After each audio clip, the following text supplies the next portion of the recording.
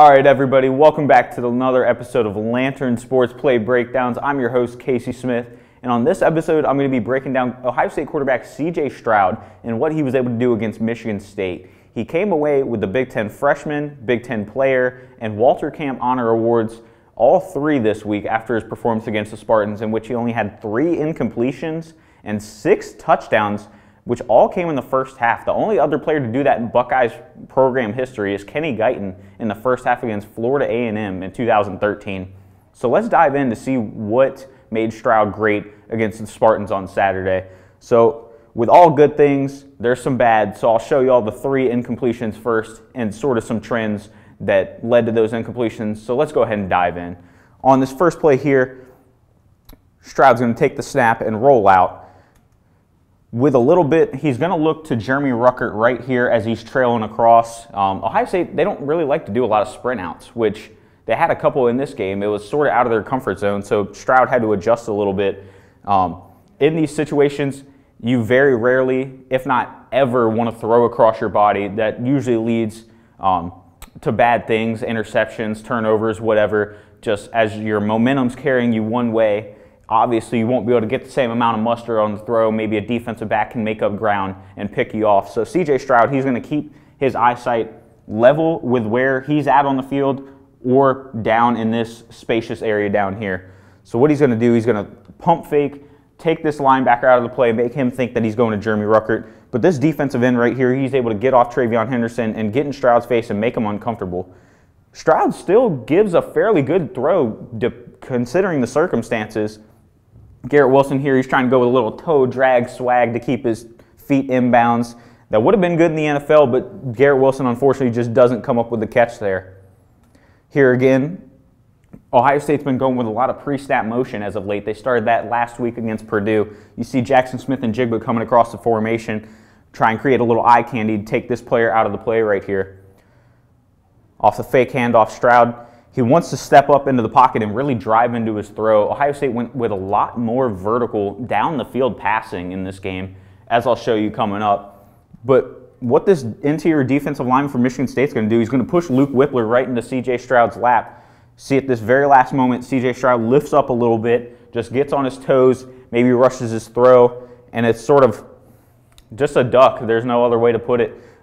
Just floating down the field, and there was a little bit of miscommunication here. See Garrett Wilson, he stops on a dime because he thinks that ball is going to Chris Olave. He stops on a dime, throws his hands up, doesn't want to get in the way. Fortunately for Stroud, it just falls incomplete. A little bit of a harmless throw.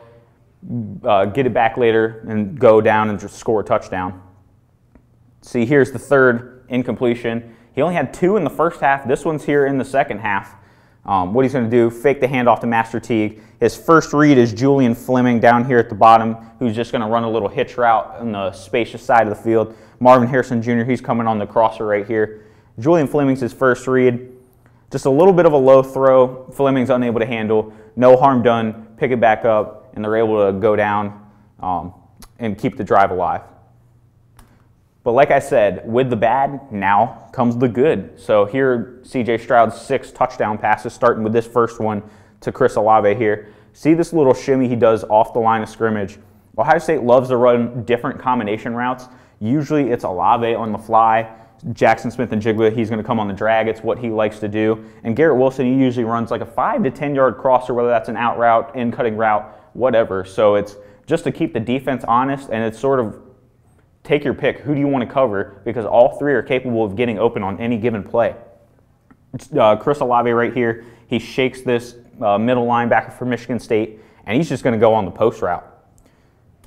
Look at this dot by C.J. Stroud. It's very reminiscent to a couple weeks ago against Indiana when he was able to thread the needle into triple coverage to hit Jackson Smith and Jigba down the seam. He has two defenders for Michigan State right here. Number 12 right here, he's compensating because Garrett Wilson, he's such a high prevalent target for Ohio State as well. So he's trying to make up ground. C.J. Stroud puts it right down the seam, only where his man can get it. Look at that catch right there from Chris Olave. He does his end as well, being able to secure the catch and haul it in for 6. Here on this next play, after sort of a couple misguided plays.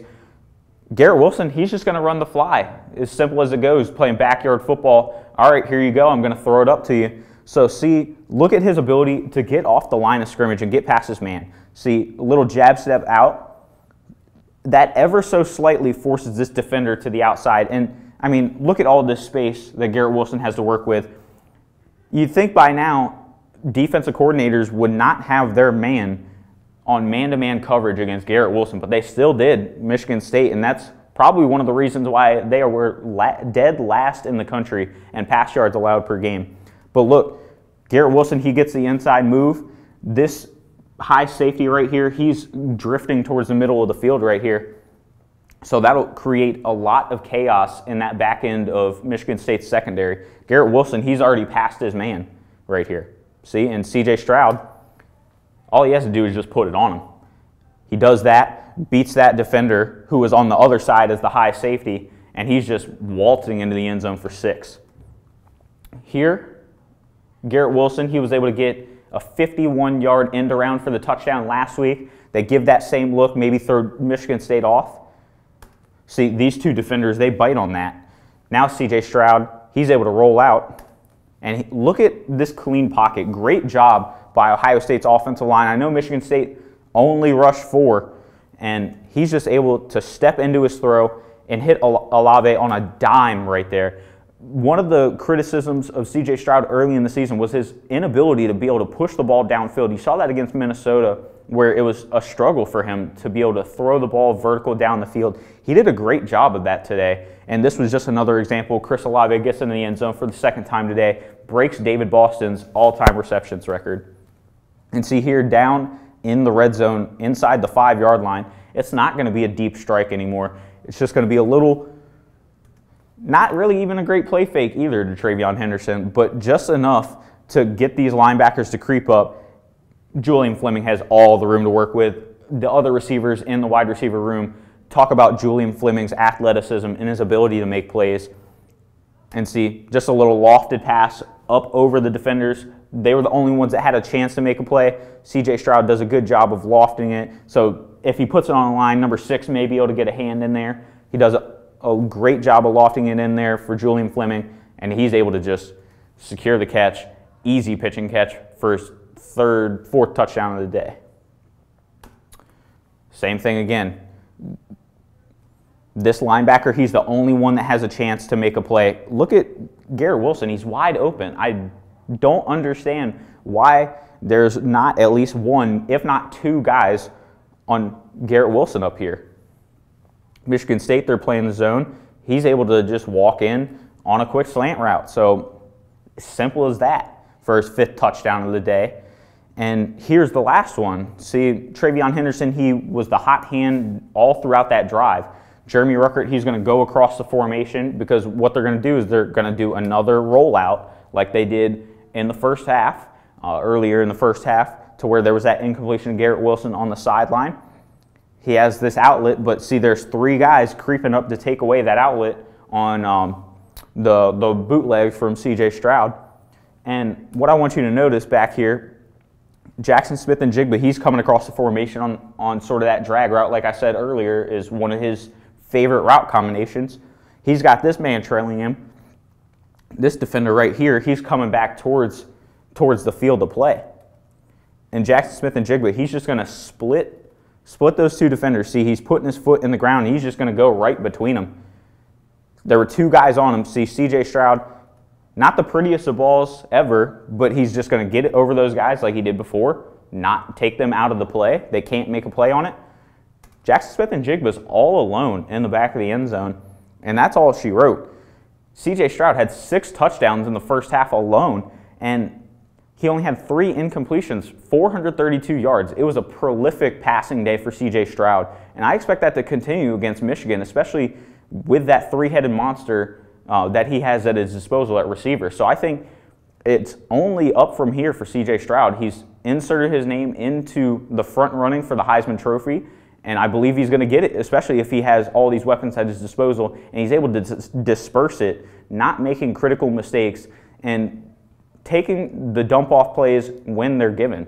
Ohio State, they've started to go with a little bit more screen plays and whatnot. CJ Stroud, he was able to bounce back and be able to go down vertical, showing that offensive versatility, whether it's in the short game, in the long game, whatever it may be. Ohio State, their offense is clicking, firing on all cylinders right now. So I expect that to continue against Michigan next week, and we'll have all the coverage for you on Lantern Sports. For another episode of Lantern Sports Play Breakdowns, I'm Casey Smith. We'll see you next time, and take care.